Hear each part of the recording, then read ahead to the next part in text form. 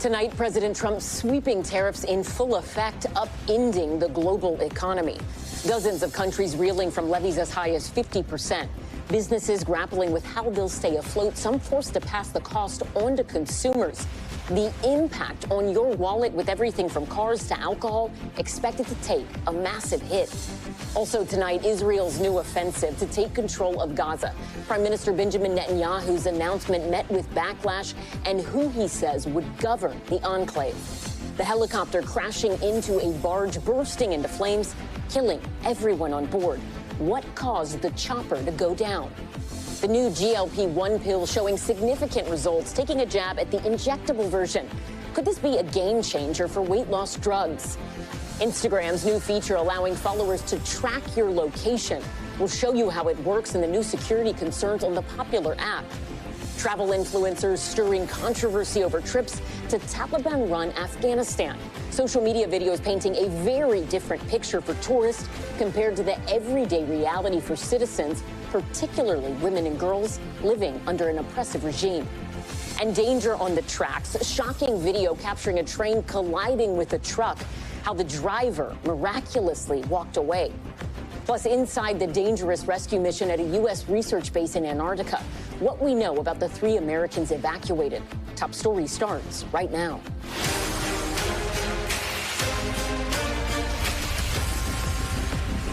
Good evening. I'm Ellison Barber in for Tom Llamas. Tonight, President Trump's new tariffs kicking into gear, reaching some of the highest rates since the Great Depression.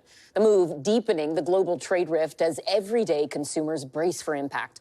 Right now, more than 90 countries facing new fees on many exports they'll sell to the U.S. You're looking at some of the highest rates. Brazil slapped with a massive 50% tariff.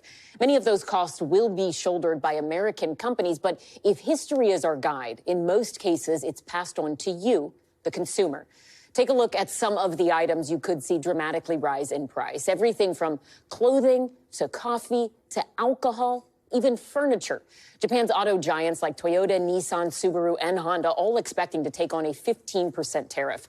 The Trump administration says it was a necessary step and that they are bringing billions to the U.S. A CNBC survey shows the president's overall economic approval ratings remain in negative territory despite an improvement from April.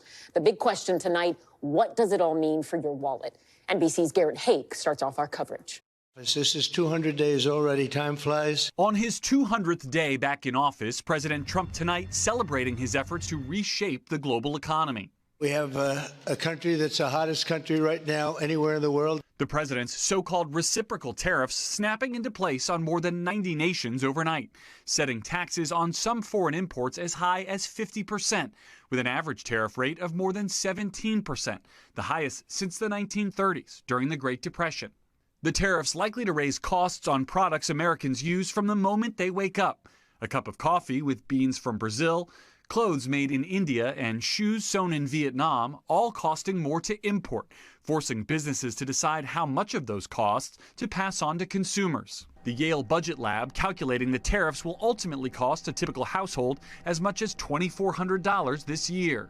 I will point out that the Yale Budget Lab is mostly staffed by Biden and Democratic alumni, so they have a particular point of view. The White House touting the nearly $30 billion of tariff revenue Treasury collected in July, predicting tens of billions of dollars more to come each month. But that money is paid by American businesses like Tennessee-based cookware maker Heritage Steel. Heritage recently raised their prices 15% to help cover some of the costs of the tariffs they pay on component parts. How much have you had to pay in tariffs so far this year? Yeah, so far this year, right around $200,000, which for a lot of businesses may not be a whole lot, but we're a pretty small one. And so that is a significant new cost that we're going to have to deal with. Company co-owner Danny Henn hopeful that making their products in the U.S. will give them a leg up on competitors who import exclusively. We pay the tariffs on our input costs only, right? If you're fully importing a set of cookware in from China, you're paying the steel tariffs plus other applicable tariffs. As a small business owner, it kind of feels impossible to figure out and to navigate. Nicole McDonald's California-based company Sash Bag hit both by U.S. import taxes on the products they bring in from China and tariff retaliation from would-be buyers in Canada. We sell 20% of our product in Canada, boycotting U.S. products. The customers are constantly asking. They're scared that the prices are going to keep going up. And Garrett Haake joins us now from the White House. So, Garrett, President Trump also filled a major role at the Federal Reserve. What more do we know about that? Yeah, listen, the president says he will appoint Stephen Miran, currently a top economic advisor, to fill out the expiring term of another Fed governor who was due to be out in January anyway. So Miran will only be there for a short time, where he's likely to have a similar role to the one that most people know him from, which is a vocal defender of the president's economic policies on cable television and on streaming programs like this one. Miran gives the president sort of his first 2.0 person inside the Fed, and may give us a little bit of a clue about the directions he's leaning for his opportunity to ultimately replace Fed Chair Jerome Powell next year. If he chooses another loyalist or someone from inside his administration, the Miran pick could be kind of a card tip, if you will, in that direction. NBC's senior White House correspondent Garrett Haake at the North Lawn. Thank you. For more on how tariffs will impact your wallet, let's bring in NBC's business and data correspondent Brian Chung, who joins us now on set.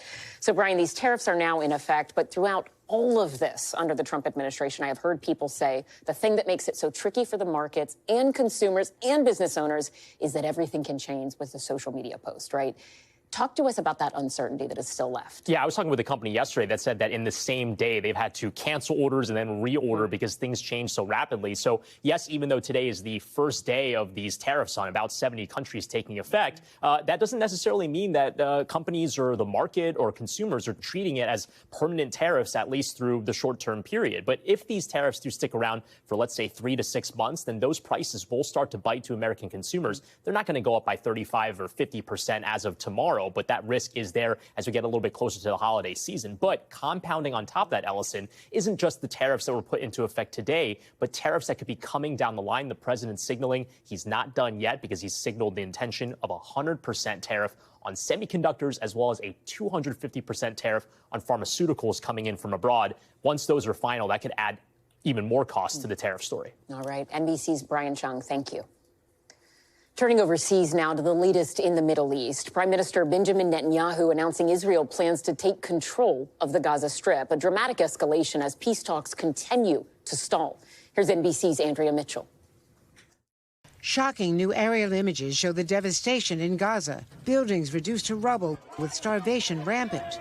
And now Israeli Prime Minister Bibi Netanyahu saying Israel wants to occupy the entire territory, not just buffer zones. Will Israel take control of all of Gaza? We intend to, in order to assure our security, remove Hamas there. But the Prime Minister says he's not planning on long-term occupation. We want to hand it over to Arab forces that will govern it properly without threatening us and giving Gazans a good life. That's not possible with Hamas. Many in Israel's army oppose the plan, saying it's time to end the war. Some hostage families are also opposed, telling U.S. envoy Steve Witkoff days ago Hamas would kill the last 20 surviving hostages before surrendering. Witkoff told them the U.S. is now pushing to get all the hostages out at once and a permanent ceasefire. 3 U.S. officials tell NBC News commercial satellite images show a large Israeli military force massing near the Gaza border. And one of the American hostage fathers told me someone is being duped and that an Israeli invasion is not what Steve Witkoff told them Israel was planning. The initial reaction from Arab leaders about a move like this from Israel is it would be a disaster. NBC's Andrea Mitchell, thank you. We are following developing news out of Russia tonight. President Vladimir Putin says he could be meeting with President Trump as early as next week, but a face-to-face meeting between Putin and Ukrainian President Volodymyr Zelensky looking less likely. NBC's chief international correspondent Keir Simmons joins us now from London. Keir, what do we know tonight about this possible meeting between Trump and Putin? Well, Ellison, a Kremlin official today confirming that from their side, they also believe that this meeting could happen as soon as next week, though saying there do need to be preparations before the meeting can take place. That is something, of course, you might expect. President Putin today himself even suggesting a venue, the United Arab Emirates. He does seem eager for this face-to-face meeting with President Trump. It is something that President Putin, frankly, always wants, the chance to sit down in a bilateral meeting with the American leader. The question really now, I think, is what exactly will emerge from it.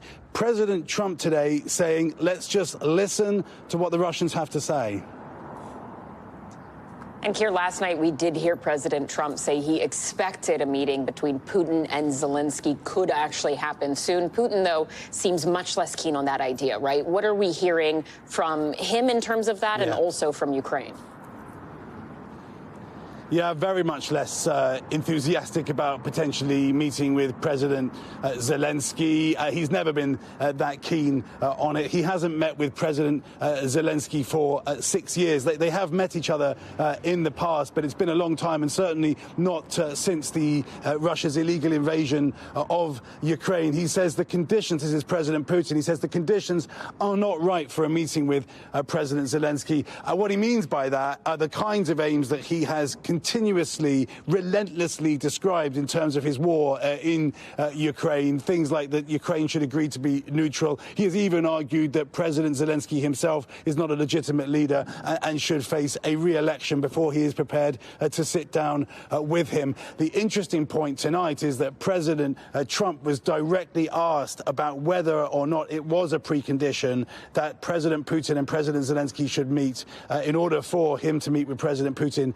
And he says it isn't. That is not something that has to happen in order for the bilateral meeting with the Russian leader to go ahead. So once again, I think we have President Trump believing that his force of personality, the power of his argument, can shift things if he gets face-to-face with President Putin.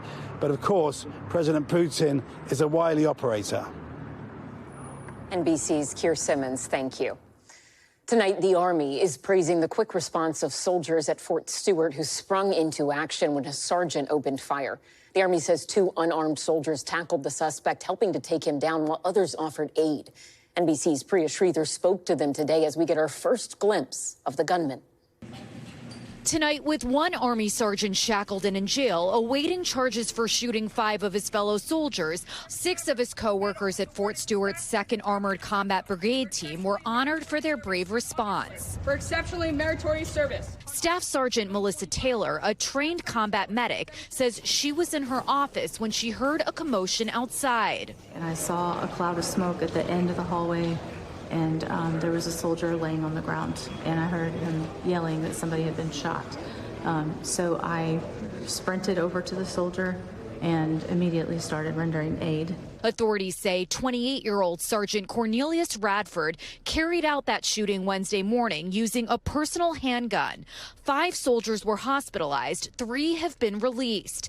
The Army says they're all expected to make a full recovery thanks to the soldiers who jumped into action, including Sergeant Aaron Turner, who helped restrain the gunman. I have no feelings at that point. It was just more so the safety of the soldiers and leaders at that point. So ended up engaging with them and trying to down-talk them. First Sergeant Joshua Arnold was among the soldiers who provided critical aid to the injured. I went towards the smoke and saw a showcase on the ground. Someone said that I had been shot. I immediately helped the person onto the ground and provided pressure to the wound. Investigators say they've interviewed Sergeant Radford and are still trying to determine a motive. He joined the Army in 2018, had been stationed at Fort Stewart since 2022, and had no known disciplinary record. His chain of command found out about a DUI arrest off base in May. Tonight, Lieutenant Colonel Mike Sanford said he couldn't be prouder of how his troops responded. When we take an oath to do this foreign and domestic. So seeing them immediately do that here, it just sent chills through my body. And Priya Sridhar joins us now from Fort Stewart, Georgia. Priya, I understand we're also hearing from former coworkers about what Sergeant Radford was like. What more can you tell us? Yeah, that's right, Ellison. NBC News got a chance to speak with some soldiers who had trained with him previously. Many of them described him as someone who didn't necessarily show any signs of anger. They actually described him as someone who was somewhat goofy. But one interesting thing they did say is that he actually suffered from a severe stutter, and he was endlessly bullied for that, essentially since the time he joined the Army back in 2018 for the last 7.5 years. And they said that it was actually so intense that it got to the point where he actually stopped speaking altogether, and because he was mocked about this so badly. So this was definitely a trigger for him. But I want to emphasize that the official word from investigators right now is that we still don't know exactly what the motive is, but we are learning more about what he was like as a soldier from these fellow coworkers. Ellison. Priya Sridhar in Georgia. Thank you. Turning now to Pennsylvania, where a man shot 2 state troopers today in what police are describing as an ambush. A police spokesperson says they were responding to a call near the town of Thompson. That's about 40 miles north of Scranton. Both troopers were seriously hurt and had to be airlifted to a hospital, but we're told they're now in stable condition. Police say the suspect was shot and killed at the scene. And right now, across the country, millions are under the threat of extreme heat, with multiple cities reaching record high temperatures today. This as dozens of wildfires rage in the West, filling the skies with smoke and triggering air quality alerts. NBC's Liz Kreutz reports from Phoenix. Tonight, extreme heat scorching parts of the Southwest. More than 50 million people under heat alerts from California to Minnesota. In Arizona, Phoenix breaking a daily heat record. The region expected to reach a scorching 117 degrees. The city of Phoenix has different ways they're trying to help people beat this extreme heat. They're giving out waters and also closing trails like this one for most of the day, telling people if you want to get outside, do so early. This couple began their hike at 4:30 this morning. It feels like a blast furnace. Feels like opening the door on a convection oven. It hits you. The city also opening a 24/7 cooling center where people and even their pets are able to escape the sweltering weather. This saves lives. There is no doubt about it. Getting out of this extreme weather and connecting people to the right resources makes all the difference in the world. Over in Tempe, the fire department responding to multiple heat-related calls. What are you responding to now? Male who collapsed outside of a business. Callers are trying to cool him off. That's the type of stuff that we see pretty often. People who just weren't prepared to be outside. The dangerously hot temps making it even harder to fight the roughly 40 fires burning across the West. Elk fire making a push north. From Colorado, where the National Guard has been brought in to help battle 2 different wildfires, to Central California, where the Gifford fire is now approaching 100,000 acres. And tonight, a new fire igniting in Ventura County. Smoke prompting air quality alerts in Colorado and Wyoming. The haze and the heat leaving millions this summer with little relief. And Liz Kreutz joins us now from Phoenix. I mean, Liz, extraordinary reporting. Talk to us about what it is like where you are. I understand it is about 116 degrees right now. We talk about extreme heat so much because it is a weather event that kills more Americans annually than any other weather event, right? What are the conditions like where you are right now? And in terms of what officials are saying, what do they say residents should do as they try to endure this?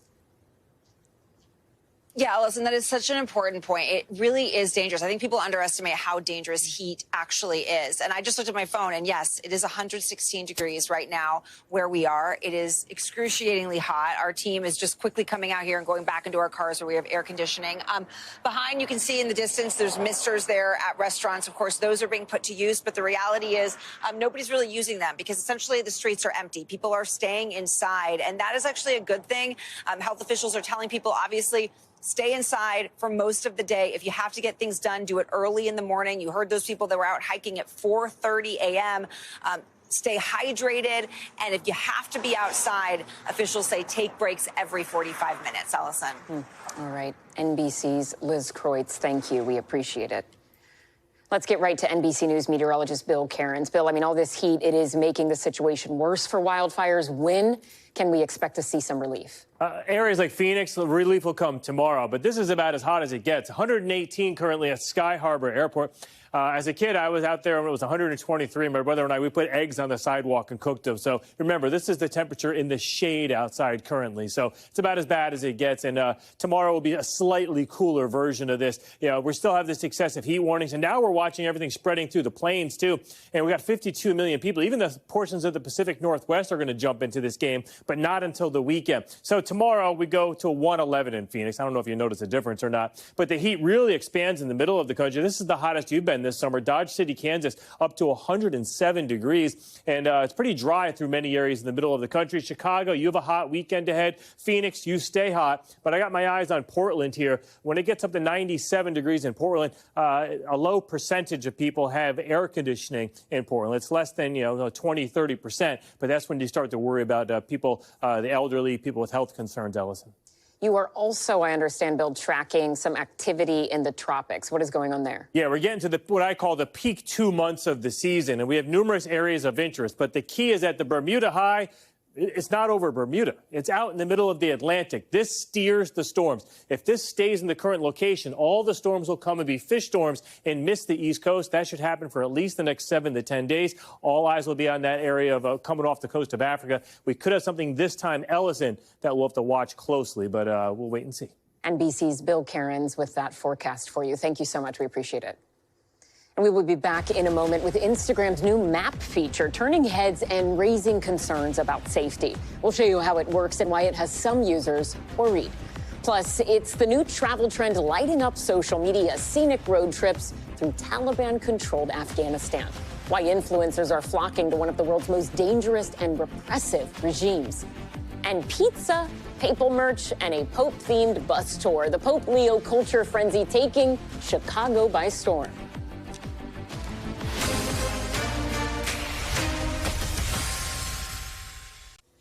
All right, we are back now with the new Instagram feature prompting concern online. It's called Instagram Maps, and parent company Meta says it is a way for users to stay up to date with friends.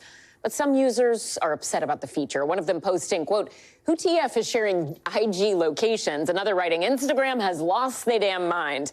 For more on what's sparking the backlash, NBC's Maya Eaglin joins us now in studio. Maya, yes. Break this down. You have an iPhone, and we can see Instagram that's on your phone from here. Walk us through what this feature actually is. Okay, I'm going to show you how to get to it first. So you're going to click on your DMs. Yeah. And then if you scroll at the top, you're going to see this map feature, right? This is going to scroll us into New York City, where we are right now.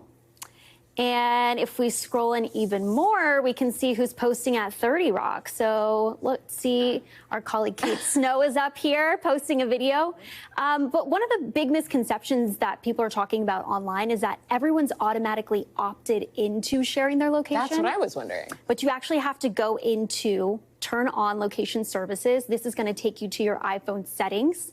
And once you click location at the top, you can pick never, sometimes, or always. So if we were to change that and go back to Instagram, now we should see my little blue dot there. And you can kind of customize who has access to seeing your location or not. Okay, and I saw when you were doing that, the option to toggle for precise location. Yes. Is that a safeguard? Like for when people are saying, okay, we're worried about this, it feels kind of comforting to know that it's not everybody is just in this and we have to go in and actively opt out.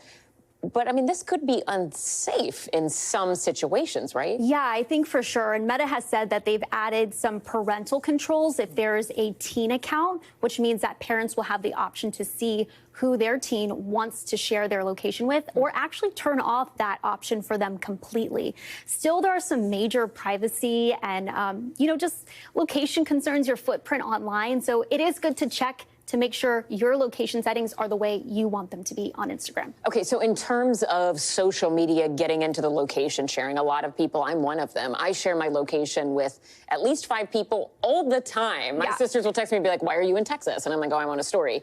This isn't totally new, right? It's not new. Snapchat's been doing this for a long time. We also have the Find My Friends function on Apple devices. But, so many of these social media platforms get inspired by each other. And so we'll see the same functions kind of swap and exchange based on the era and kind of time we're in. So if we follow you on Instagram, are we getting your location all the time or some of the time? I don't think so. I think I will post after the fact. That's my rule. That's a good role. All right. Good rule, rather. NBC's Maya Eaglin. Thank you so much. Switching gears, next on Top Story, no needles, just a pill. Some patients calling it life-changing. Could this new drug be the future of weight loss and a turning point in the fight against obesity? What the scientists behind the drug and the patients who tried it out are telling us. But first, Top Story's top moment. A big birthday surprise for one of social media's most loved grandmas. Granny, as she's known online, recently celebrated her 99th birthday with the help of quite a few fans at a Lions-Chargers preseason game in Detroit. Take a look at this. Friends, tonight we have a very special guest in the audience. She's celebrating her 90th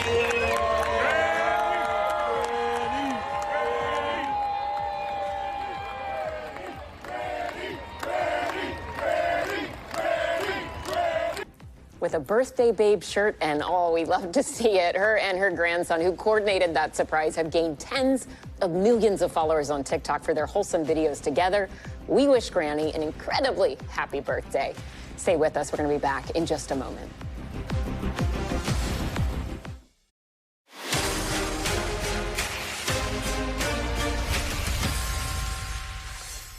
And we're back with breaking news. The investigation into a deadly crash along the Mississippi River. Earlier today, a helicopter colliding with a barge less than 20 miles north of St. Louis. Authorities saying 2 people died. Here's Adrian Broaddus with more on what happened. The helicopter blew up and fell and crashed to that barge, and it's exploding right now. On the bank of the Mississippi, outside East Alton, Illinois, smoke seen rising high in the air. And this explosion captured on camera just after a helicopter crashed into a barge, leaving the 2 people on board dead. EMS requested Alton Lock and Dam for a helicopter versus power line. Wallace Meyer was fishing when he says he saw what happened. All of a sudden it touched the line, and in 2 seconds it wasn't a helicopter anymore. It was 1,000 pieces. Investigators with the Missouri State Highway Patrol say it appears the chopper crew was there to work on the power lines before crashing into one. There's a power line that goes across the river. They was doing some type of work over top of that. The Mississippi River around the Alton area shut down today. One of the power lines falling into the water. No one on the ground was hurt. That's not a live power line anymore, so there's no danger to the area here or anybody that's on the water. The NTSB now leading the investigation to determine what went wrong and left 2 people dead. Adrian Broaddus, NBC News. Now to Top Story's health check and a potential breakthrough in the world of weight loss drugs. Pharmaceutical company Eli Lilly in the early stages of creating a pill that could become a needle-free alternative for GLP-1s. NBC's Stephanie Gosk has more on the new drug and its game-changing potential. For people who hate needles but still want to be part of the weight loss revolution, there's some good news tonight. Pharmaceutical company Eli Lilly says it is ready to submit a weight loss pill for FDA approval before the end of the year, after successful results in a phase 3 clinical trial. Dan Skavronsky is the company's chief scientific officer. We saw not just that body weight decrease, which is so meaningful for patients, but we saw improvements in the bad kind of cholesterol. We saw decreases in blood pressure. In the trial targeting overweight adults, those given the highest dose lost up to 27 pounds over 72 weeks. Michael Buser was one of the participants and does not know whether he took the pill or a placebo, but he lost 40 pounds during the trial. The first thing I noticed, the food noise that I've had my entire life was gone. What did it feel like when you lost that food noise? Liberating. I felt normal. The pill, a GLP-1 medication like Ozempic and Zepbound, does not produce the same amount of weight loss as the injections, and trial results fell short of some analysts' predictions. The stock market price for Eli Lilly fell today when the data was released. But weight loss doctors believe the pill will be an important option for some of their patients. You know, not everybody needs to lose the same amount of weight, and so I don't think this should be a huge negative factor. A welcome alternative for people like Buser, who says he doesn't love needles. Was it convenient to take a pill? Yes. So I already take a pill every morning. So I just added it to that pill I already take every morning. Way more convenient than say, an injectable. And the pill may not have the same shortage problems as the injections. It doesn't require refrigeration. It doesn't require sterile filling of syringes. It doesn't require a device for injection. The company says it is already manufacturing and has a stockpile built up to meet demand. I got a lot more confident. Clothes finally started to feel good to wear. I enjoyed taking more pictures. I felt happier. With FDA approval, Eli Lilly says the pill could be on pharmacy shelves by next year. And Stephanie Gosk joins us now in studio. So in terms of that next year timeline, how realistic is that? Well, it's possible. I mean, they're submitting this data into the FDA for approval. Then they've got to get it on pharmacy shelves. But the big question that remains is how much is it going to cost? Because right now, people who want to take these drugs, a lot of them can't. It's not the weight loss version of them is not covered by insurance, and they can be as expensive as $1,000 a month. The thought is because this is cheaper to make without the injector, without the needles, without the refrigeration, that it could be cheaper. But you know what? The pharmaceutical pricing is crazy, as you know, and unpredictable. So that'll be a really big question mark for people going forward. NBC's Stephanie Gosk, thank you. Turning now to Top Stories news feed. New York City officials announcing 3 9/11 victims have been identified nearly 24 years after the terror attack. Ryan Fitzgerald, Barbara Keating, and an adult woman whose name is being withheld were identified through advanced DNA analysis. Ryan Fitzgerald was working in the World Trade Center that day, and Barbara Keating was returning home to California after visiting her family in Massachusetts. And this just in, Attorney General Pam Bondi announcing a $50 million reward for information leading to the arrest of Venezuelan President Nicolas Maduro. Bondi accusing Maduro of aiding drug cartels. That amount doubles the original $25 million reward. The U.S. is among a number of countries refusing to recognize Maduro as the legitimate winner of Venezuela's 2024 presidential election. And a note of passing. Kelly Clarkson's ex-husband, Brandon Blackstock, has died after a 3-year battle with cancer. Blackstock was 48 years old. He and Clarkson share 2 children. His family saying he passed away peacefully, and they are asking for privacy. It comes just one day after Clarkson announced she's postponing her upcoming concerts in Las Vegas to support her family. And here in New York, 11 people rescued from a sinking boat at a Brooklyn pier. Take a look at this video from Citizen app. Firefighters lowering one person onto a stretcher, other passengers crawling onto the ladder on their own as onlookers watch from the dock. The FDNY responding to a boat in distress. Here, it's partially submerged in the water. All passengers were safely rescued. And thieves in Los Angeles County caught on camera stealing thousands of dollars worth of those viral Labubu dolls. Surveillance video capturing 4 male suspects breaking in and pulling thousands of dollars worth of Labubus from the shelves. Store owners sharing this video of the damage. The floor covered in Labubu boxes and broken glasses. They say they hope it helps to catch the thieves. We want to turn now to a report in the New York Times about Uber and sexual assault that caught our attention. According to sealed court records obtained by the New York Times, Uber received a report of sexual assault or sexual misconduct in the United States almost every 8 minutes between 2017 and 2022. In its public safety reports, Uber disclosed just a fraction of serious sexual assaults during that same time period. Here with us now is Emily Steele, an investigative reporter for the New York Times who wrote that piece. Emily, thank you so much for being here. I mean, just reading this, I kept highlighting and then taking screenshots of quotes and things I wanted to ask you about. And then I realized the list of things I'm so surprised by is so big I don't even know where to begin. Break down your reporting for us and what you found. Right. So the main takeaway from this reporting is that sexual violence on Uber is far more pervasive than what the company has disclosed publicly. These assaults, as you've mentioned, happen and have happened at a regular rate, and it is far more prevalent than what people realize.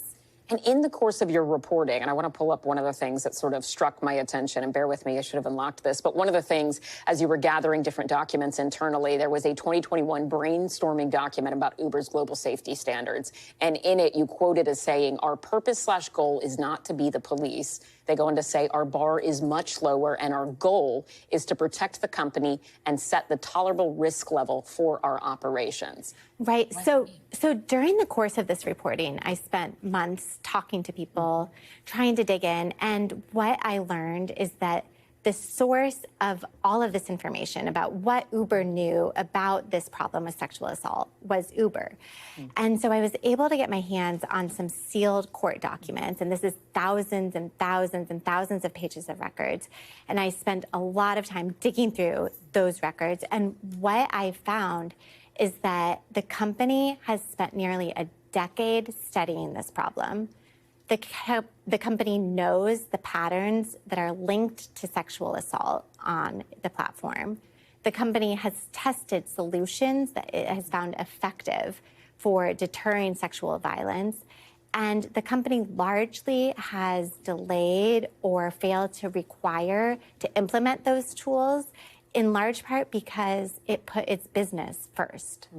And when you get on an Uber app, there's different levels of Ubers, right? You have Uber X, there's Uber Comfort, then there's also Uber Black. Is this a problem systemically with all of those Ubers, or are you seeing it as something that's more prevalent with one aspect of that grouping than the other? That's a really good question. And the documents that I saw did not delve into that issue.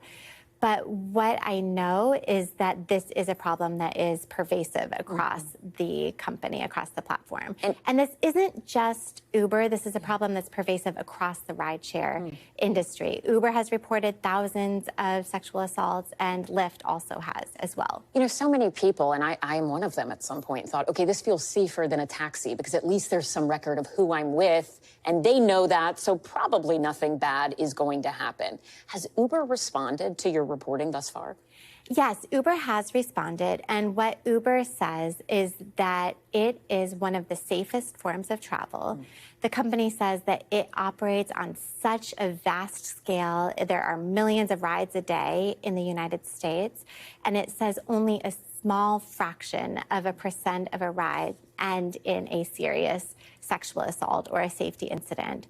And so what the company says is that this is a small problem when you look at this entire issue.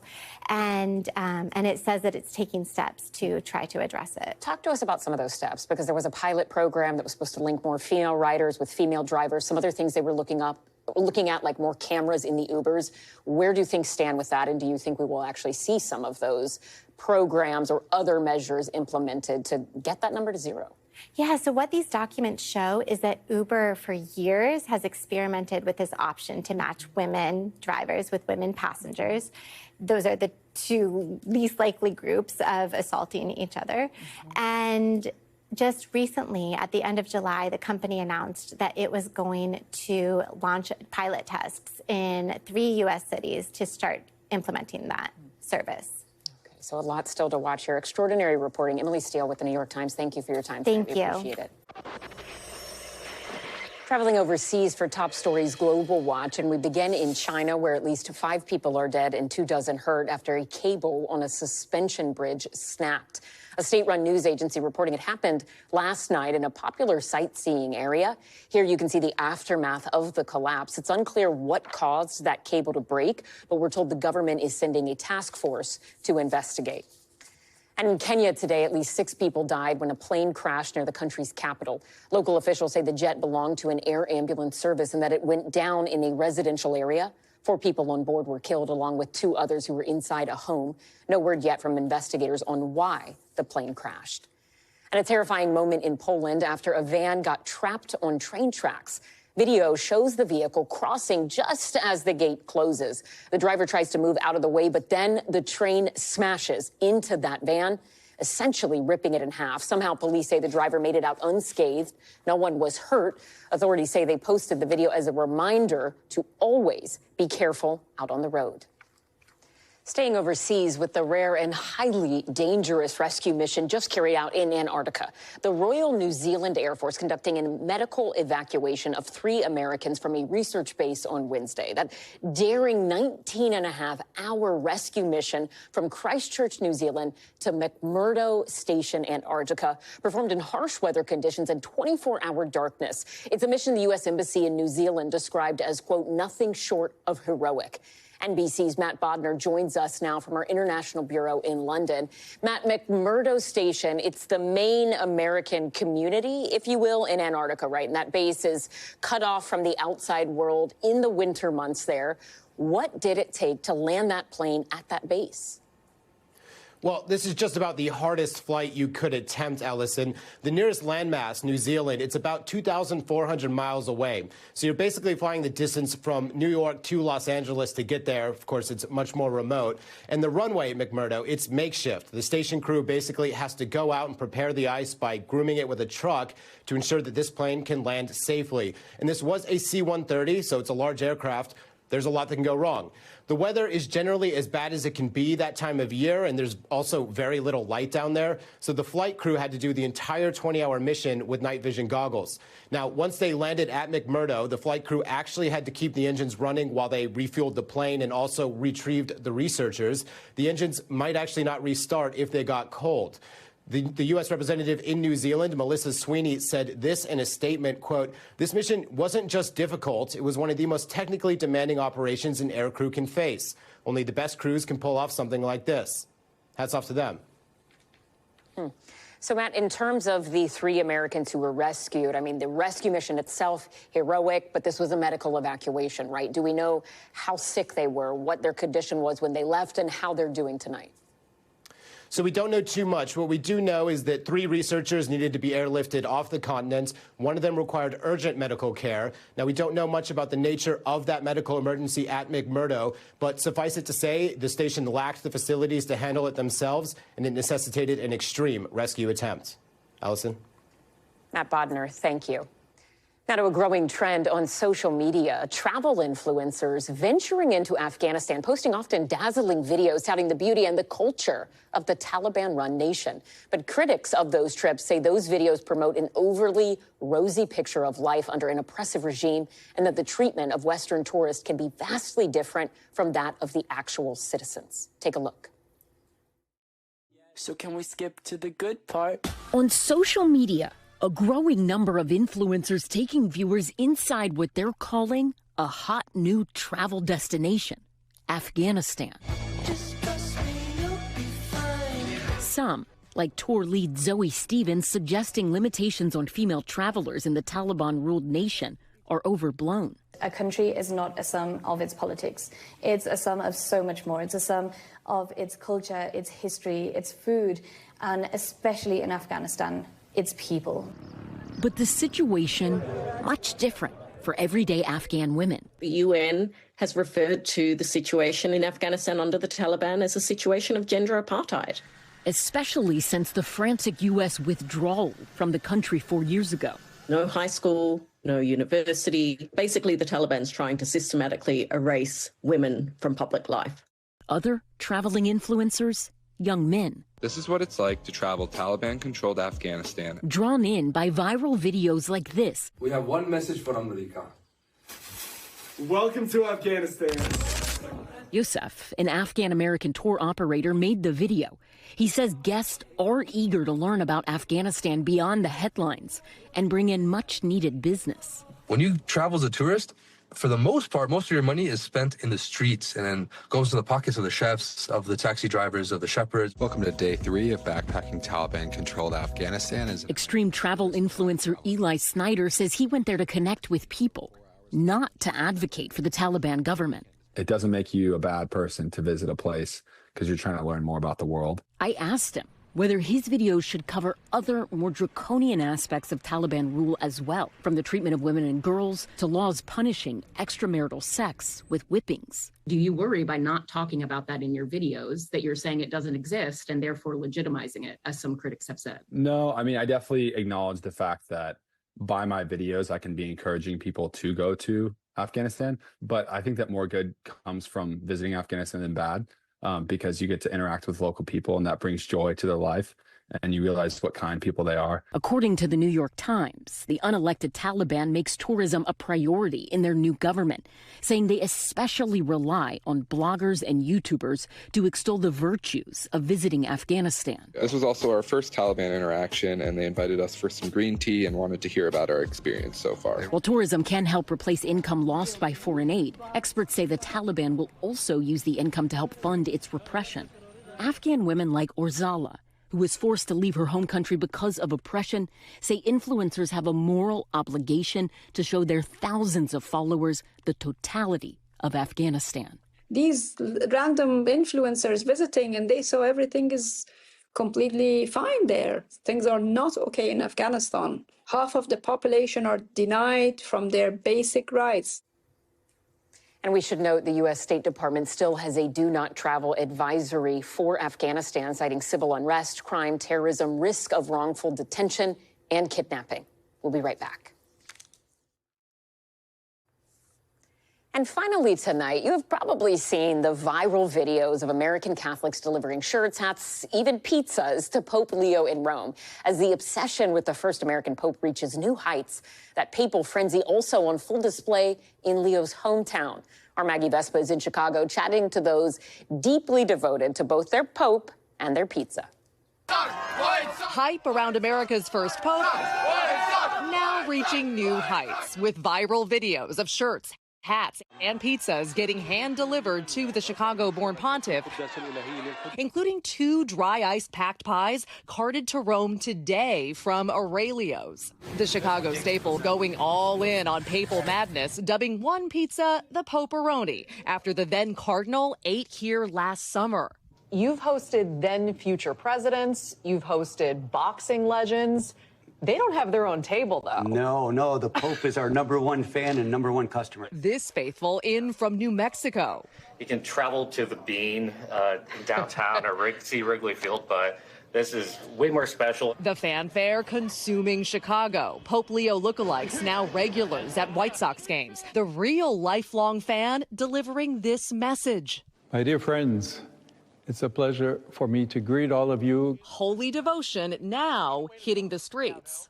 You've launched a Pope-themed bus tour. Yeah. That's like the most American thing ever. I know. Chicago Pope Tours held its inaugural trip Sunday, taking patrons to Pope Leo's seminary, even his childhood home. I think the sense of community that happened was really important. A growing connection to America's first pontiff that sparked a Pope culture frenzy.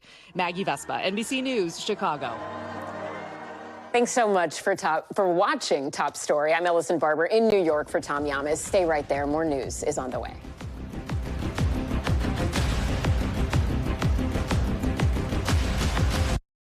We thank you for watching, and remember, stay updated on breaking news and top stories on the NBC News app or watch live on our YouTube channel.